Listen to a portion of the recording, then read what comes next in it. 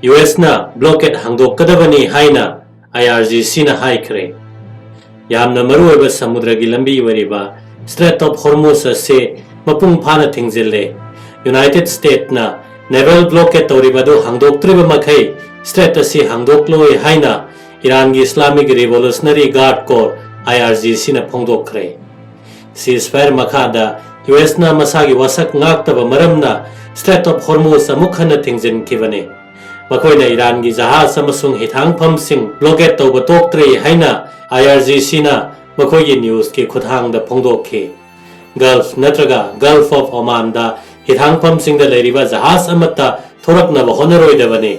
Strait of Hormuz lathokna ba honaraklabari yakna ba lautuna bani haina lawgani amasung madugi matungina target tawgani haina IRGC na haikhi. President Trump na Iran da military action gi akanbu warning galoinana wari sananaba tim Pakistan da thakre. Iran na Strait of Hormuz da ceasefire thugai haina charge tawraduna United States ki President Donald Trump na Iran gi mathakta akanba action lokhatkani haina warning tawkhre. Pakistan da Iran gi mihut singa anisuba round gi wari sananabagi damak President na US ki team amasu thakre. Ceasefire agreement pura thugai bo oina Iran na Strait of Hormuz na nongmai kapkhre. Makoi gi attack kado ayambade France ki jahaz amasung United Kingdom gi fighter amada target tawkhibani haina Trump na haikhi. Iran ga mukhana wari sananabagi damak US ki mihut oiriba team amasu Pakistan tamna paikhre haina Trump na haikhi.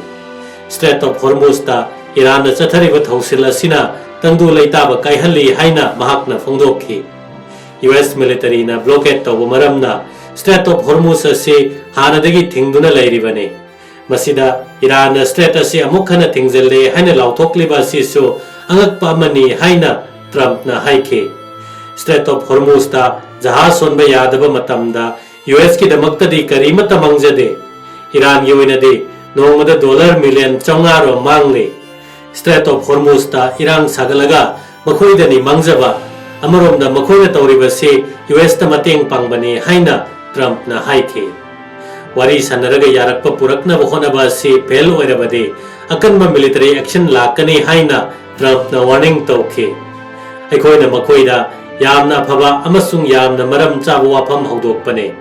Makhoina yagani haina sa tawe. Maramde karigomba yadrabade United States na Iran da leiriba power plant khudingmak thong khudingmak thugaigani.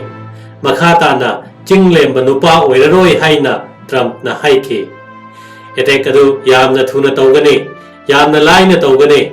Makhoina yasinaba puraknaba wafamda yadrabade aihak ki tawpham thokpa tawgani haina President na haikhi. Trump na phana akanba warning torabasu Iranian officials singde yanaba purakadaba yamna watli haina phongdokle.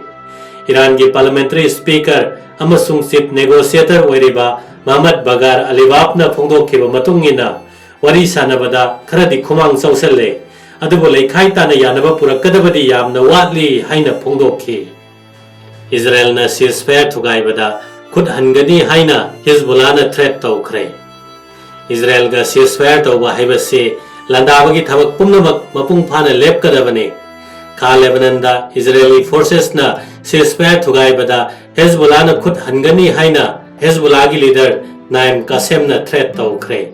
Maikai amakhaktadagi ceasefire tawba yaroi.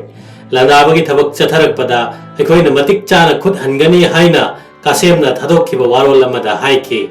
Mahakna maruoibani haiba khongthang manga su lauthokhe. Madudi Lebanon gi mafam pumnamakta lan leppa. Israeli forces mapung phana withdraw tawba phajin khibasing thadokpa mayum makai takpa sing hanjal hanba amasung Arab amadi international support ka loinana Lebanon da mang takhiba kaya amuk khana semgatpa sine. Hezbollah se maithi banate group asina Lebanon buning kha tamannabagi damak makhata na honagani haina Qasem na haikhi. Hezbollah na Lebanon gi sarkar ga anauba mong amada mateng pinanabasu sem sari. Jati gi lingzen manaba hena chesil hananaba amasung ningkha tambangak senabagi damak Lebanese sarkar gi institution singa thabak tawinanaba sem sari haina Iran gi proxy group asigi leader na haikhi.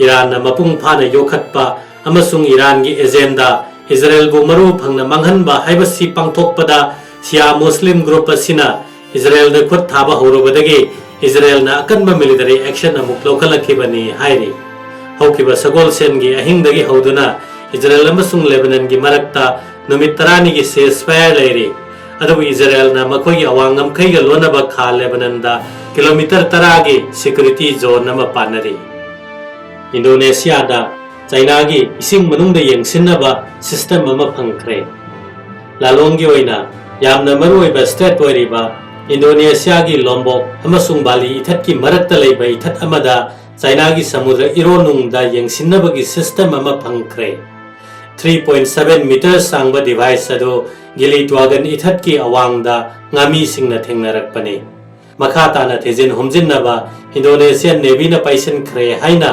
Australia gi ABC News na report tauri defense analyst samana device adu China gi 710 research institute na pudokpa deep sea real time transmission mirroring system ni haina phongdokki masigi device asina samudra gi manungda chenba current lobagi chang temperature amasung makhol amadi target ki e pau loba ngammi hairi thodok asiga mari leinana Chinese Foreign Affairs Ministry ge spokesperson amana marine research equipment sing bera torakpadagi lebak amada natraga lamdam amadagi lamdam amada chen khiba haibase adumak thokpa thodok sing ne masida ka hena chingnaba pokpagi darkar oide haina phongdokhi North Korea na samudrada missile kaya kapkhre North Korea se nuclear khulai sabagi thabakta yamna hakchin mabongda khumang chauselli haina numit kharani gi mamangda United Nations ki nuclear war stop na warning tawkhraba matungda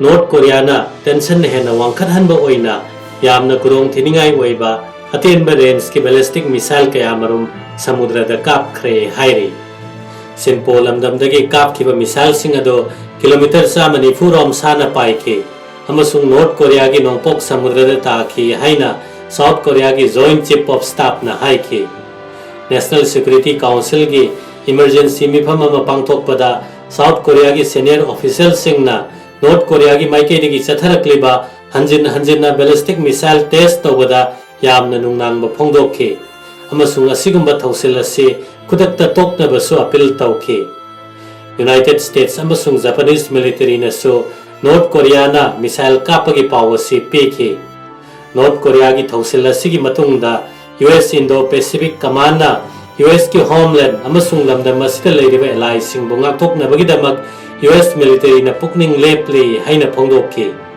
Japan gi defense ministry na so missile kaya kapa sina regional amasung international peace ta threat toy amasung United Nations Security Council gi resolution sing thugaibani haina North Korea na karimata tabiroidaba mongda protest tawkhi missile kapthorakhiba Sinpo hariba se North Korea gi nopok samudra mapanda leiba city ne masida submarine sabada sizinaba achauba shipyard tamasu leire missile sing ado kangphal dagi kapkhibra natraga submarine dagi kapkhibra haibana chingba akupa marol sing khangdoknaba US Japan amasung South Korea na honare submarine dagi kapa oiramba tarabadi sahi mari gi matungda yamna maruiba submarine launch ballistic missile changyeng oigani submarine dagi missile kapa se khangdoknaba honabada yamna waba maramna North Korea na mapung phana operational oiba mongda masigi pangal phangkiba tarabadi US amasung allies singda amukka hena wakhal wahannaba machak oigadawi North Korea na military mapangal kanna semgatpa sina maikai kayada yamna nungnangba pokhalle haukiba yumsa kaisa nometta UN gi nuclear wasto koriba International Atomic Energy Agency gi Director General Rafael Grossi na North Korea gi nuclear khulai puthokpagi thabak ase angakpa phangna hengatle haina nungnangba phongdokkibani